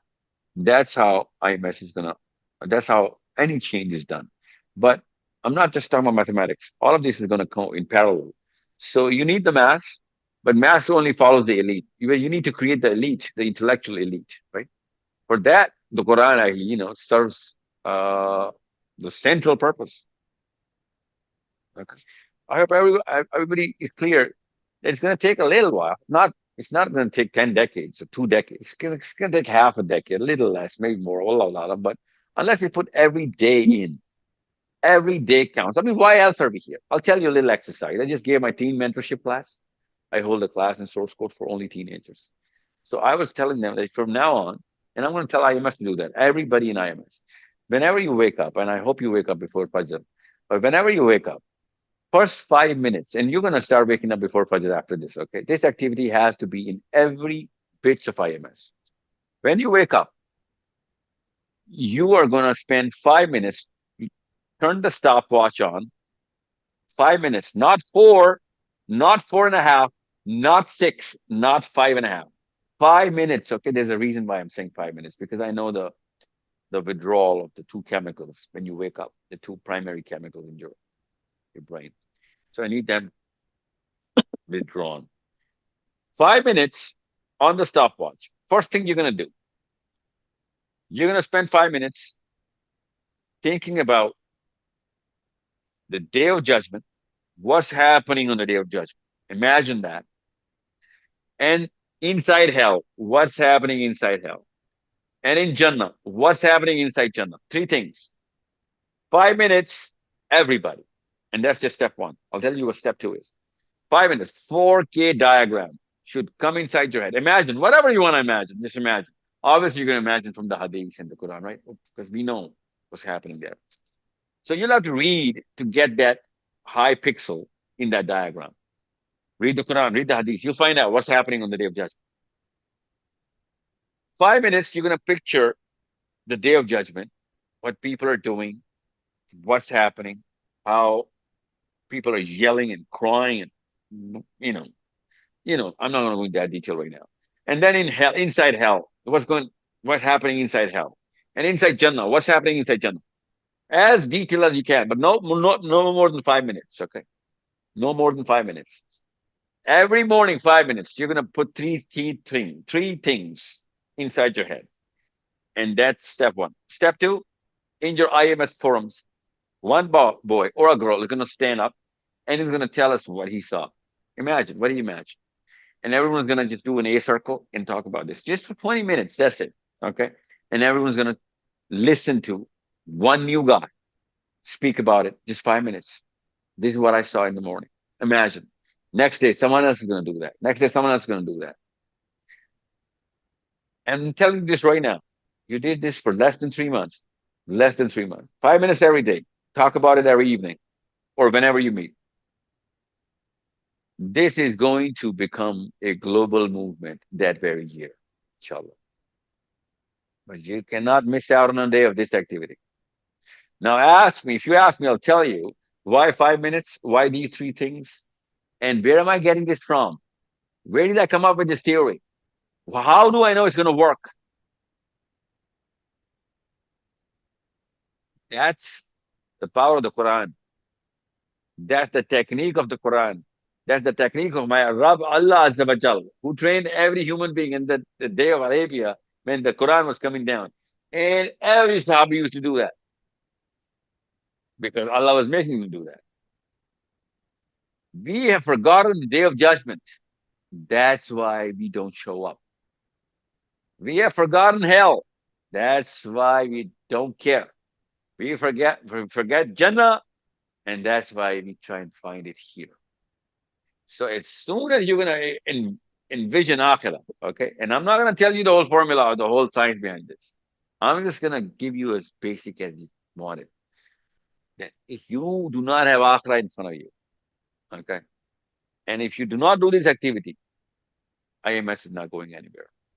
But if you do this activity, IMS is just the beginning. You are going to take over the world. I promise you this, because this is the Quran testifying. That's how the Quran changed the world. For the first 8 years, Aisha bint Abi Bakr, radiallahu anha, she says, for the 8 years, the Quran only spoke about akhirah. No law, no rule, no legislation, no nothing, except only the day of judgment. The day of judgment. Jahannam, Jannah, day of judgment, only akhirah. 8 years, only akhirah. When the whole Arab was trained, every single instruction came down, everybody jumped in to follow without a miss. Without a miss. We do not perform in Islam because we do not envision akhirah. We just talk about it sometime, once a year, twice a year. We do not envision, we do not imagine it, we do not see it. So every morning, 5 minutes, because if you're not going to do it for 5, you're going to quit doing it. If you're going to do it for less, it's not going to have impact. And if you're going to do it for more, it's not going to have impact because you're going to quit doing it. But those 5 minutes, nobody can talk to you. No one. 5 minutes only, one day, every day. 24 hours, just 5 minutes for akhirah. When you wake up. And there's going to come a time where you won't even need a stopwatch. You won't need a reminder. You're going to wake up and you're going to see yourself in the day of judgment. Less than 3 months. You're going to wake up, you're going to see either hell or heaven. Every single morning. That's how the brain works. But you got to put your time in. Just 3 months. And I'm only asking for 5 minutes. And to make sure it happens, you talk about it in the evening in IMS meetings. If you do this, you'll see. You'll see. The formula is simple. It's called the Quran. The formula is simple. It's going to work, inshallah. Thank you so much, everybody, for your time. And thank you for your I have patience. a small question. So can I ask first is about upcoming parenting workshop. So it's going to be the previous workshop, like a few weeks ago. It was mostly on little kids, like under 7, 6. So can you just give us outline of the age group you are going to cover in this workshop, especially because for the mosque project we have to work on. You need kids like 9, 10, or like 15 to teenagers. 25. So 15 to 25. 15 to 25. Okay. So can we have this workshop more on this age group just to prepare them? No, it's not going to be more of this age group, but this time we're going to include the teenagers. Teenagers as Psychology. well. Psychology. Okay. Technique is Psychology, yeah. See, listen, parenting is not for teenagers. You need to understand that. Parenting is for Yeah. under 12. But I'm going to include teenage psychology this time around because so many people have asked for it. Otherwise, you do not parent a 20-year-old. You need to understand. An 18-year-old does not need a parent. You cannot, even if you want to, you cannot parent a 16-year-old. Okay. He's a functioning Yeah. adult. Okay. He can be a parent, if it were any other time. Sometimes he should be. Yeah. Okay. So the other question is you can explain the project Yatluwarihim Ayatihi. Sir, can you explain the methodology of research? Like how can we find these tafasir? Furqan Qureshi, he says he has gone through 44 tafasir, but where can we get those deep knowledge and tafasir? Where can we get those tafasir? To even for one ayah, it's such deep research.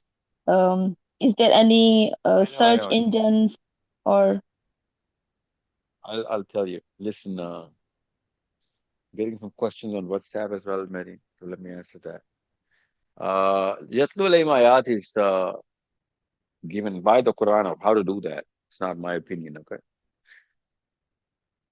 Let me tell you a little formula, little rule of thumb, okay? The rule of thumb is also given by the Prophet ﷺ, because there's nothing is my opinion. On the last sermon, Allah's Prophet ﷺ stood on the pulpit on the day of Hajj, when he performed the Hajjatul Wada. He had everybody there, because everybody had to come in. That's the Hajj. And that's his last sermon to everybody. So he said, "O people, do you testify that I have given you all of the message?" Listen to the words of the Prophet. All of the message. Have I conveyed it to you? The people said, "Yeah, we testify, O Muhammad, that you have conveyed all the message. Al-yawma akmaltu lakum dinakum." Today, this this whole message is complete.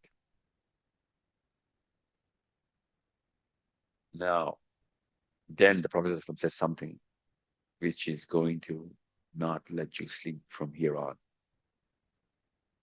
Read the full hadith. I don't know why they didn't give us the full. It's written there. I'm not trying to rephrase it or reinterpret. It's right there. It's the simplest hadith. The Prophet ﷺ said something right after that.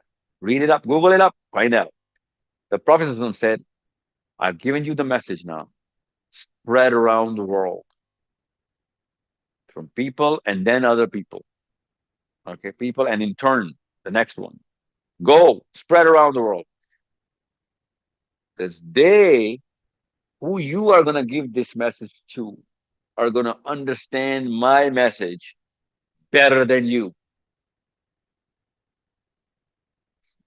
When I read this hadith, everything changed in my life.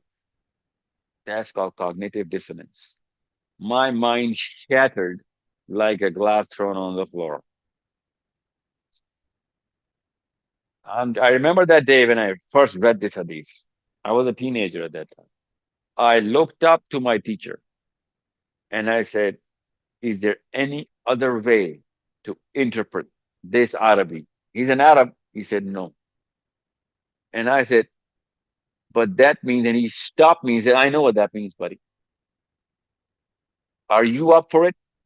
And I looked at it and I was like, I have a million questions. He said, "No, I'm not going to give you any answer. You better get the answer." Now, I do not remember what your name was. Aisha? Sister, what's your name? Okay, doesn't matter what your name is. Understand, whoever is listening to me right now, and whoever is going to listen to this video, this is what the Prophet said. Have I given you the message? Now go to every part of the world, and they are going to get this message better than you. They're going to understand this message way better than you. Or people who have been with me all the time, give it to the people who've never seen me. They are going to understand this message better than you can. Now, there's only one way to understand this. Well, that those people are going to be running to their own knowledge structures, trying to understand, because every man is made curious. Without the Quran, you know, People have actually gone through whatever they're doing, whatever mathematics or science they've been actually trying to experiment with. Not just right now, from the last many hundred years. So when they can get the message, they will know that whatever mental pyramids that they've made, whatever technology, once they're going to understand the Quran, they're going to receive it in the Hadith. They'll literally say that this is exactly what we were looking for. Now we have the final piece of the puzzle. Now we understand the actual meaning of the universe. They will understand it way better than us. You need to understand what Yatlu alayhim ayat means. Okay? That's why only a few chosen ones, trained especially by the Prophet, interpreted the Quran so beautifully, so vividly, that we still can't wrap our heads around those ahadiths of those sahabas. And keep throwing, oh, this is right. We can't even understand it. This cannot be possible. One time, the same Sahabi, Abdullah bin Abbas, stood on the pulpit and said, if I tell you the meaning of this ayah, Yatlu alayhim ayah. Okay. If this ayah, the last ayah of Surah Talaq, he was doing Yatlu alayhim ayat. He said, if I tell you the meaning, because you keep badgering me for it, if I tell you the meaning of that, you'll become kafirs. You will say, we don't believe this. We can't believe this. And you will become kafir because this is the ayah of the Quran. What was that ayah for? That was about space. That was about multiple universes.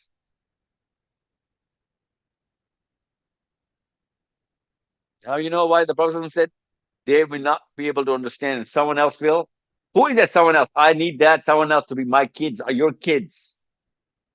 Not some Thomas or Peter or Samantha walking around. And then you know what? I don't blame them. They're doing the best thing they can. They've opened their labs. They're humble enough to say, yeah, you know what? We don't know everything, but we're going to try. We have quit trying as Muslims. So it's easy to say that, you know what, we're Muslim, we're going to make it. No, we're not going to make it unless we do whatever the Prophet told us to do. Unless, I don't know whether they're going to make it or not. But we know that the Quran is telling us that we're not going to make it. So again, coming back, visualize the day of judgment every morning. Okay. So another thing about homeschooling that the question keeps popping up, I'll tell you this right now. We, inshallah, come January, hopefully we'll be introducing our faculty for only English Muslims who are homeschooling right now, or whoever want to go into homeschooling, so that we can actually give them that package wherever all of the subjects, so that whatever they're studying in England, we can put the same curriculum spin that we put on our source code students of mathematics and physics and natural sciences. Obviously, English curriculum has English system has more subject lines. We're going to include all of that. Hopefully, I'm already working on insourcing the faculty for it. It's going to be an international faculty, obviously, but we would prefer that if teachers who want, who have that sense, so we can actually run this kind of curriculum, connect us with them, because we're going to have to hire them anyway. So for all those homeschoolers in England, inshallah, we will be furnishing you a solution very soon, so that you can get the Islamic foundation course, the Arabic course, and the Sira course, and the STEM fields, and your literature, which is, of course, the STEM and literature is already in your curriculum. So you can get the perfect solution, inshallah, for your kids. Coming in January and February, we are going to start the spring session for the 5-year program, which is obviously going to cover your IGCSE. 5 years starting from the 7th year of age. And in 5 years, we're going to have to prepare them for way more than your graduation level of STEM fields and literature. I'm not talking about literature as a whole. I'm talking about those streams that, that you have for your certification, so that your kids can get certified whenever they want to. And they could be calling the shots on knowledge sets, rather than following this little herd of education system and putting 16 years before they graduate. They can do the same thing in 5. Okay. So But we have to introduce our Islamic courses because we have now a faculty. Our course, the Islamic Foundation course, is a game changer for even us. We've got the right scholars to come together to teach Muslims the Quran, how to do research in the Quran, and how to research in the Hadith. Obviously, for that research course, we need a basic foundation course.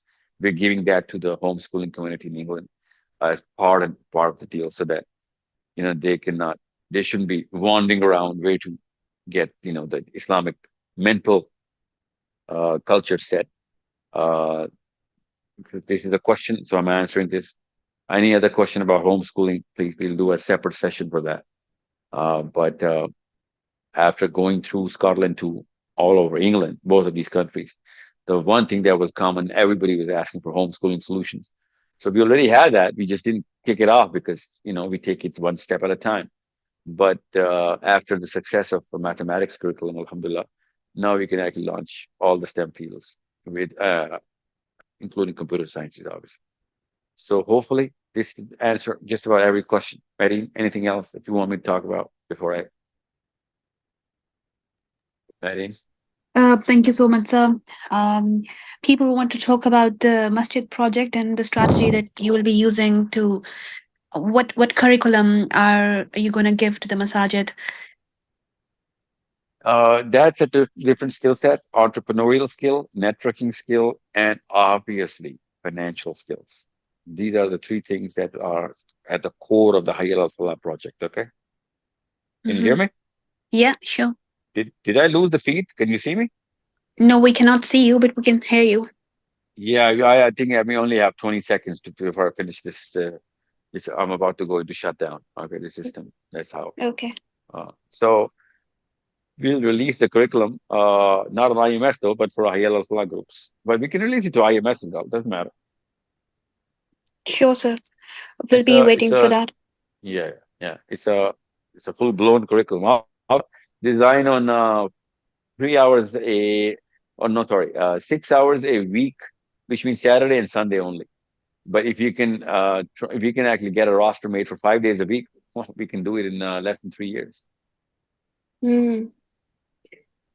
Okay, Three once hours that in one curriculum. day, 3 hours in the second day, Friday and Saturday. The curriculum is for skill sets, a training curriculum. It's not an education curriculum. I'm not going to be giving them tuition on their school subjects. This is a Hayal al-Falah is a project to bring people together and make them skillful, so that it's a project-based training system. I'll give you the curriculum. Don't worry. Okay. Thank you so much, sir, for your time. Lots of things have been cleared, and inshallah, we'll be working towards the projects that you have mentioned. Thank you. Inshallah. May God be with you. Allah Ta'ala make sure everybody understands the vision. This is not for anyone or anything. This is just for Islam. Okay. Assalamu alaikum wa rahmatullahi wa barakatuh. Walaikum assalam. Jazakallahu khairan kaseera.